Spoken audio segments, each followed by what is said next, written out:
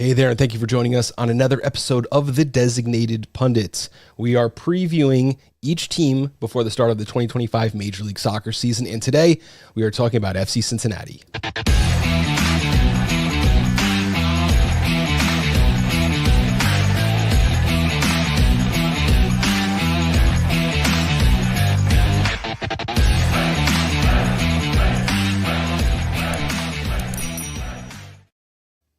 Again, you know what to do. Hit that subscribe button so you can catch all 30 of our season preview videos.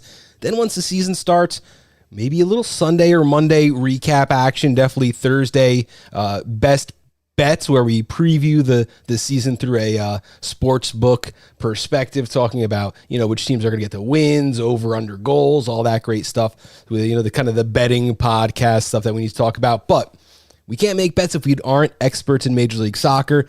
In my quest to do that, I'm bringing on guys from all over Major League Soccer to preview one and all 30 Major League Soccer teams. I have radio hosts on, some of the smartest guys in the industry. And when I asked for someone to help me with FC Cincinnati, everyone just said one name, Coach.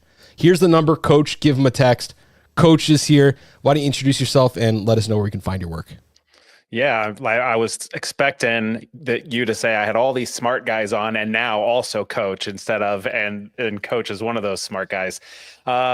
Brad Gough, work with Cincinnati Soccer Talk. They call me Coach because I had a long background in coaching soccer. I coached as a profession for a long time, coached college, was the director of a local club, coached some semi-pro, and now I just kind of do the podcasting game and look at things through a coach's lens. So a lot of tactical breakdowns and things like that. Awesome. Well, glad to have you on for sure. Talking about FC Cincinnati, who is a team that I was not completely high on last year. Not a team that I was, 100% sold in any way. Got a little better during this offseason and got a little worse just today and yesterday. So we're going to talk about all that here. And then at the end, we're going to give a little season preview, go through a depth chart, and make some predictions for the 2025 Major League Soccer season. But first, we need to recap last year.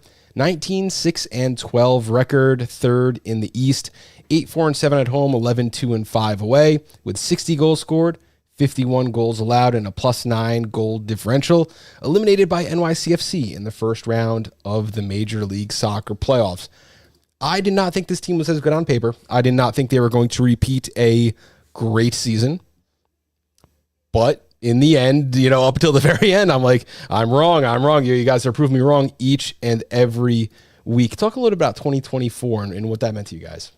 Yeah, first of all, you weren't the only one. I predicted a finish somewhere in the 5 range, 5 in the East, because there was such roster turnover for this team coming into the season. There were so many new pieces. So I thought it would take a while for them to bed in and they would get better as the season went. Instead, it was the opposite. They kind of hit the ground running and were really pretty good off the bat. And it wasn't until some injuries took their tolls that they started to kind of slide. And then the back half of the season was, by the standard that they've created the season just before, pretty poor. If you look at the whole club, it was still a great season, and we keep trying to remind our fans that, because the first 3 years were so dismal. But overall, I think when you look back at it, if you're clear-eyed, you have to say that they overperformed in some ways, obviously didn't finish the way they wanted to, and you hopefully retool and move on. Absolutely. There was a stretch near the end of the season, 2 wins, 2 draws, 7 losses. Not exactly going into the playoffs hot. You got dismantled by NYCFC. Don't like to see that. Do not like to see them advance. But, everything as a Red Bull fan turned out well enough in the end for us. Let's, talk about the contributors here. And it was the usual suspects. Luciano Acosta, 14 goals, 16 assists.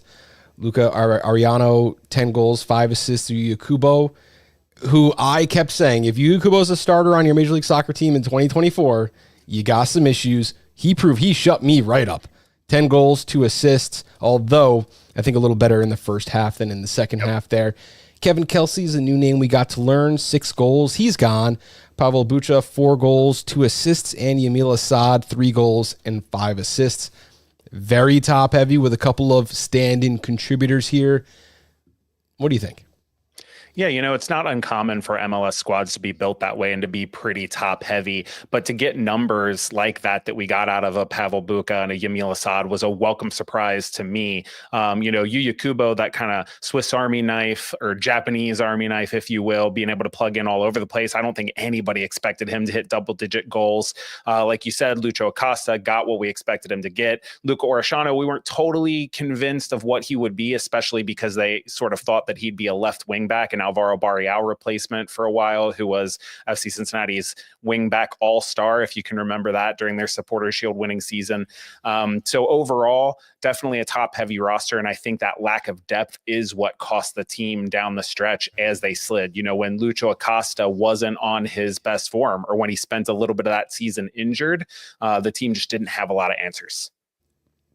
I completely agree.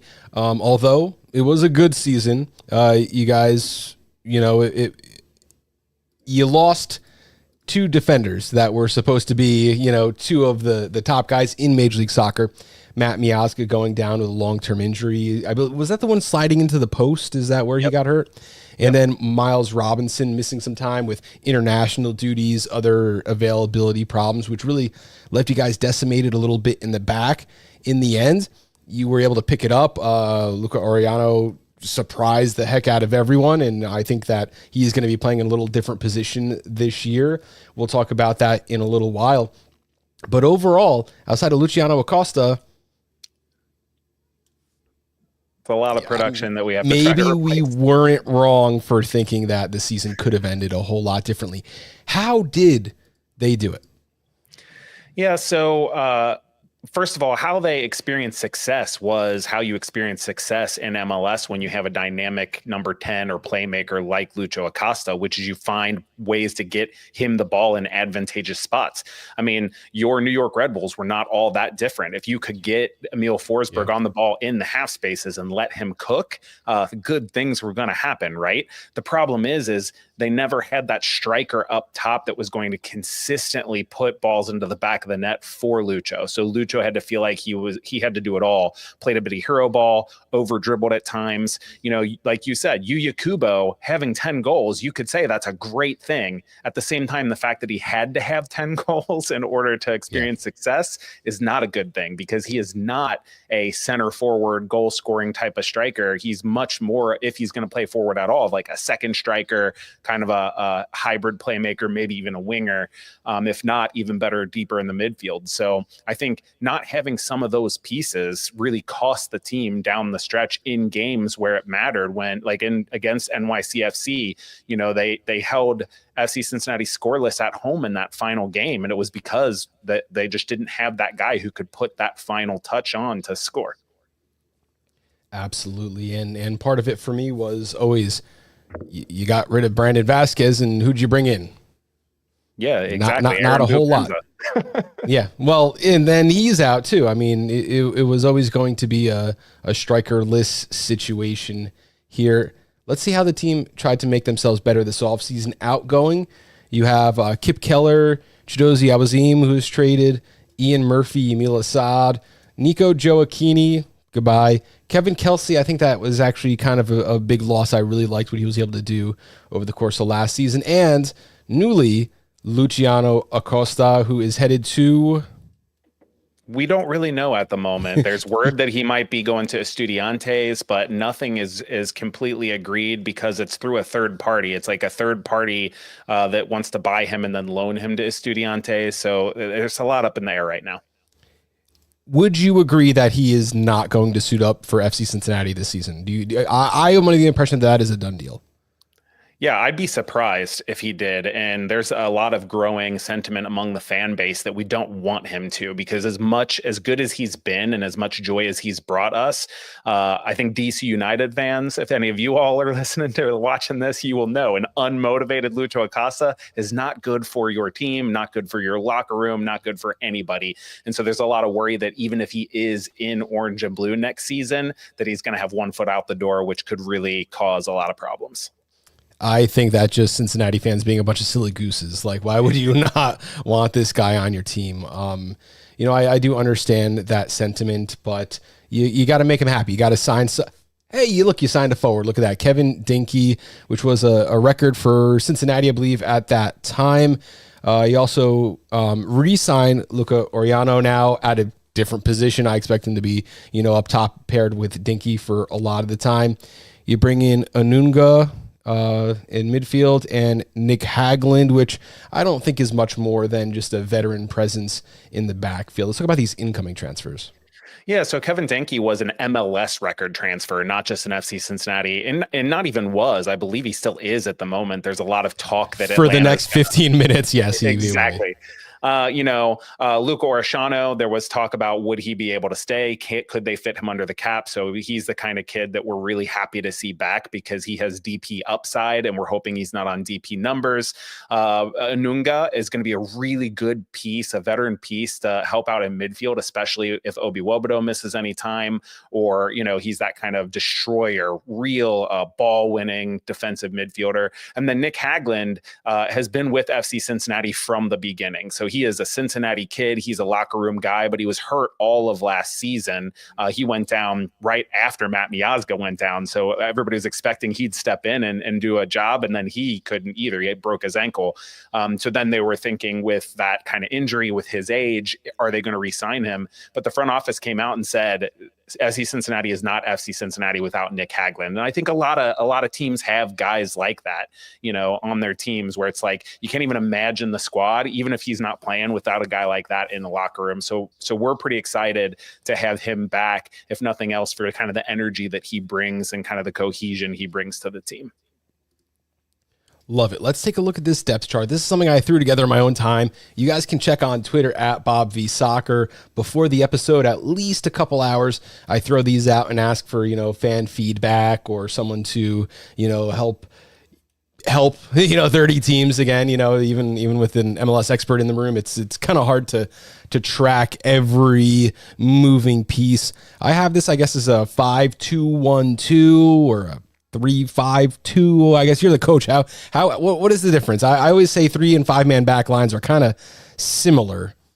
Yeah, I mean, it's a philosophy. They're the exact same. It's just if you call it a 5-man back line, people expect you to sit in and defend more. If you say it's like 3 and you call those wing backs more like wide midfielders, you expect it to be more attacking. But obviously, if the other team has the ball, you got 5 in the back. When you have the ball, those wing backs go forward. So all kind of the same. Roman Celentano, goalkeeper, will start at that position. Behind him, Alex Kahn. Evan Loro, who was a Red Bull guy for a long time, and I'll never forget his rookie season. He showed up at the Red Bull supporters annual FIFA tournament at Mother's Ale House down there. I guess that's Wayne, somewhere over there. Lot of fun. Very nice guy. Wish him the best. Goalkeeper position. Yeah, so Roman Celentano had a really fantastic year 2 years ago, came back to earth a little bit. I think he's a league average shot stopper, and he's not great at distribution. So in my mind, I think he's a good piece to have at the number that FC Cincinnati have him, but it's not a goalkeeper you build around. He's not going to win you a lot of games as like the guy that gets you to the next round in the playoffs, like we've seen happen for, I don't know, maybe the New York Red Bulls a couple times. I always say with goalkeepers, it's like you stand on your head to make a great save. Everything is good. You're an all-star no matter what trash you did beforehand. And if you can be steady even all day in, all day out, and be one of the best guys in the league, you let 1 or 2 bad goals through and no one's thinking proudly of you. I think Celentano is, in this case, a like you said, league average, but he's a victim of his surroundings. And when he has a fantastic defense in front of him, his numbers are going to look really good. I don't think that's a reflection on him getting worse last season or anything like that. I think it's just a reflection of the defense that's going to be in front of him. Make sure you guys check out the chat if you are live with us. Loro's a total vibes guy. He's like a surfer guy, kind of long hair, really, really nice guy to be around. Let's move up and talk about this back line. Matt Miazga, Miles Robinson, Nick Hagland, DeAndre Yedlin when you need his services back there. Again, that is what I call suboptimal, putting DeAndre Yedlin in as a center back. Teenage Hadebi, he was from one of those teams in the Lone Star State, right? Yeah, he played for Houston for a while, and then he moved overseas, and now he's back with FC Cincinnati. He's a guy that's really good in the tackle. So FC Cincinnati fans are kind of excited to see him because we haven't had a player who is really aggressive at winning the ball like that since Nick Hagglund was at his heights for the club. Matt Miazga can do that, but as a central center back, you're really more of a field general there. You have to kind of talk to your team. You have to get your midfielders dropping appropriately and picking up runners. So you're not stepping hard into midfield to win the ball that often. So that should be Teenage Hidebe's job. I expect Miles Robinson to be better than he was last year with Matt Miazga next to him, because Matt is one of those field general guys. He is that kind of guy who sometimes for better, sometimes for worse, but you all know he will take command of a situation and decide what it must be. And FC Cincinnati was really missing that last year.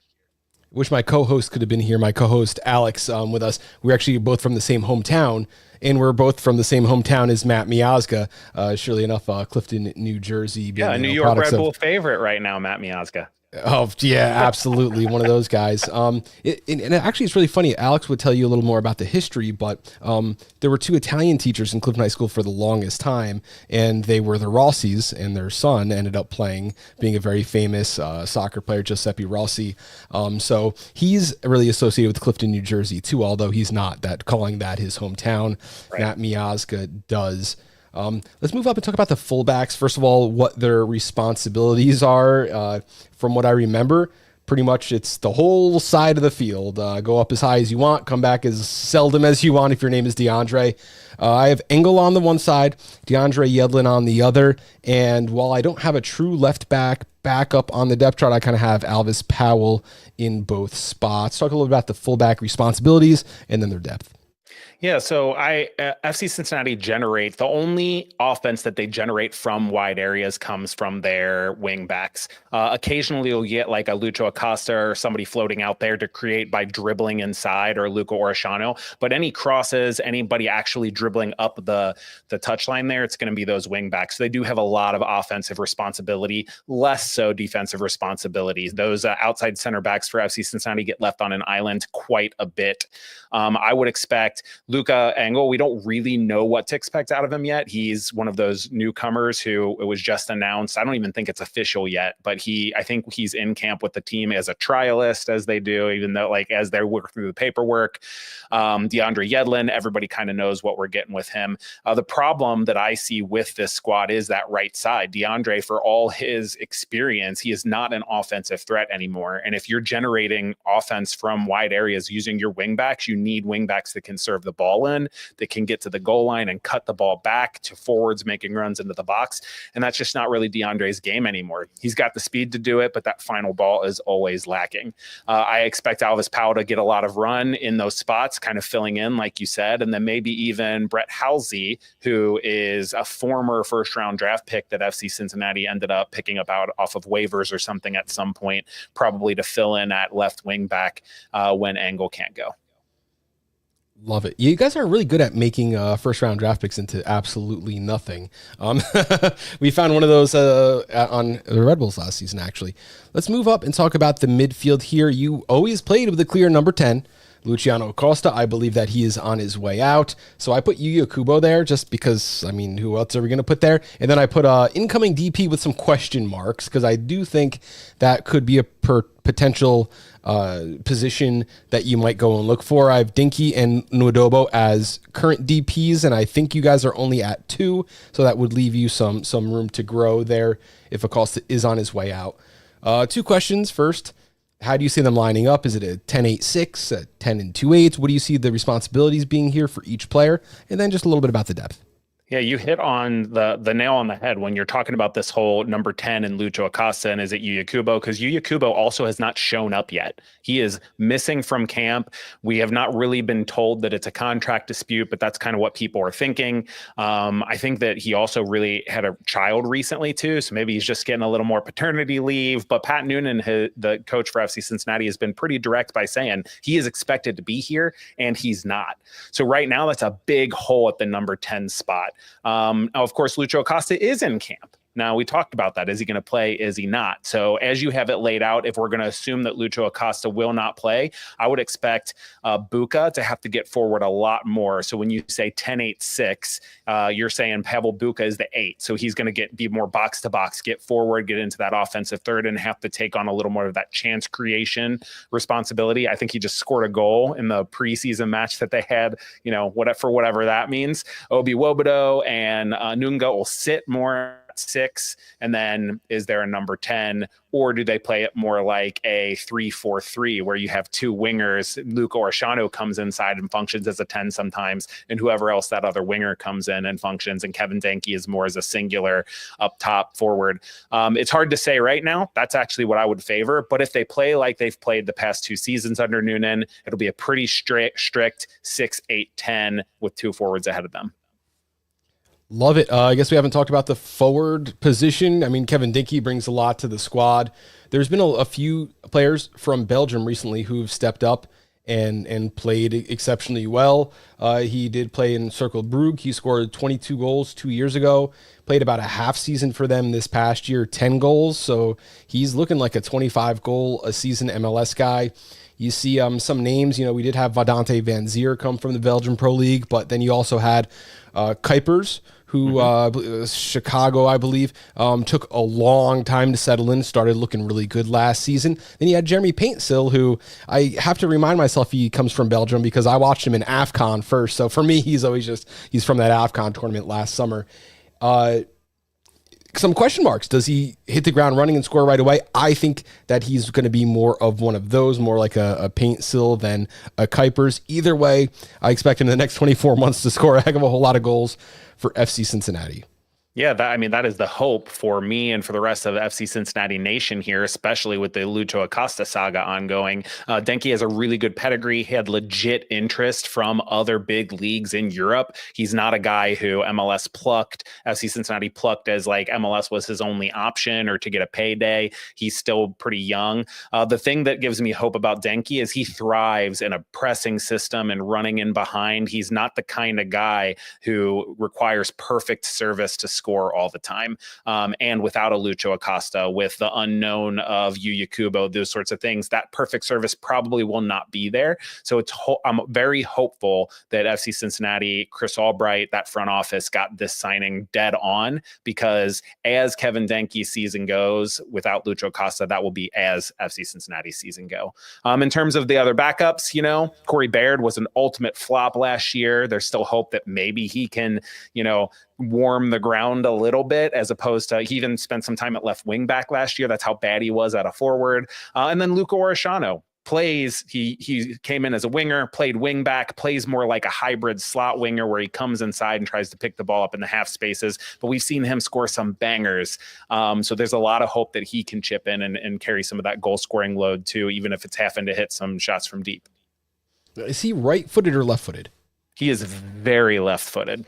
Very left-footed. I like that on the right side, cutting in and hitting with your left foot, kind of, like a Johnny Russell type thing. I know very, very different players, but I do like that from my wingers. I grew up, hockey was my sport. Actually, I'm a musician. I did not play soccer in college, but I did play hockey for quite some time, and I always was interested in left stick players on the left side, right stick players on the right side. But then you're hitting everything with the back of your hand. When they switch once in a while, sometimes you're cooking with fire, cutting the box and let one rip. Love that from Luca Oriano there. Let's now kind of hit some questions. And these are 2025 storylines. I pose them as questions, but they're kind of just things we got to keep track of. First of all, does Acosta stay this season? Can he be made happy? I made this graphic about a week ago. I think both answers there are no. I would say probably not on the first one, and I would say absolutely on the second one. I mean, it's possible, because if Lucho Acosta, all of a sudden, if Kevin Denke is fantastic and Lucho Acosta is like, I can get 30 assists this year just by giving this guy the ball, then I think that will make Lucho Acosta, because Lucho wants to eat. But probably not, and probably won't have to worry about it, since the first one is already probably not. I've even heard some people floating suggestions of like Evander being bought and brought to Cincinnati. But to me, it's like If he's not happy in Portland, where he's an all-star and he's doing all these things with great players that they're bringing in around him, Cabecita, all those guys, is he going to be more happy in Ohio? Like, is that what's going to be, putting a smile on his face? Are there any rumors on anyone at the number 10 position right now, or is it just going to be, we'll find out together? Those Evander rumors they're smoking. It's not just hearsay. I mean, there is legit sources saying that FC Cincinnati has contacted Portland and say, like, what is your asking price? As soon as Lucho's out the door, let's get this done. That divides the fan base because, like you said, a lot of people are like, Evander's not happy in Portland. We don't want another Lucho, be an unhappy sort of situation. We want somebody who wants to be here. And then the other half of the fan base is saying he is a guy who is close to being an MVP candidate, and why not replace your MVP candidate with another one, a proven commodity who could slot right in. So I would expect Evander to be the guy that FC Cincinnati targets if Lucho is out the door. But I personally would not expect that to get done because, like you said, Evander clearly has a certain idea of what he wants out of life, and I can't imagine that it's the Ohio Valley. Which player at their happiest, no off the field issues, is better? I know which one I think is. Between Lucho and Evander? Yeah. Oh, I think, man, my coach's answer is it depends on what you want from the tactics because, Lucho Acosta, if you want a guy that can make something out of nothing, it's Lucho. He can dribble. He can create a goal by dribbling 3 or 4 guys, those sorts of things. He creates magic. But if you want a guy to fit into a system and to pull strings constantly, the ball goes into him and then it goes to another playmaker. I think Evander's better at that. He keeps the ball moving. He dribbles less frequently. So I think it depends on what you want. Obviously, if I just have to pick one, which one's better, I got to go with my MVP candidate, the guy who led me to a supporter shield, me as if I'm on the team, and I'm going to say Lucho. Next question, does Dinky deliver? We already kind of talked about this. You are assuming yes. I think that if he doesn't score in his first game, knowing Cincinnati fans, we're going to be talking about this all week long, heading up to week 2. I think that even if he's off to a slow start, he is absolutely going to deliver for this squad. Best striker pairing, we already talked about that, Oriano and Dinky. And this one is not so certain. Can the center backs return to form? Now, there were a couple teams that were very dominant in defense: Columbus Crew, Charlotte, Houston, Seattle, LAFC. Surprisingly, when you start getting up to 50 goals allowed, while I think they were 7th or 8th in Major League Soccer, it's more mediocre. It's a huge cluster in there. Very few give up more than 60, very few give up less than 40, and when you're in that 50 range, you're kind of with everyone else. Miazga, can he return to form? Can you stay healthy? Can you stay on the field with any of these guys? Because when I was looking at the injury report each and every week last year, it was like, how many FC Cincinnati center backs can we have on the IR? Yeah, and you mentioned off the top of the show, 2 of the better center backs from last year in Ian Murphy and Chidozie Awaziam have been sent to Colorado in a trade.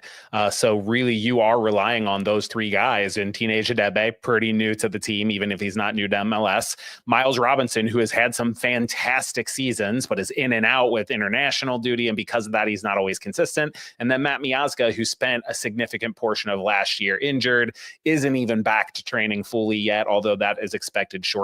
So can that happen? As an FC Cincinnati fan, what gives me heart is even though the goals allowed numbers were not great, when the goals were given up, I think is more mental than a tactical or a personnel problem. 8 times last year, FC Cincinnati gave up 2 goals within 10 minutes of each other.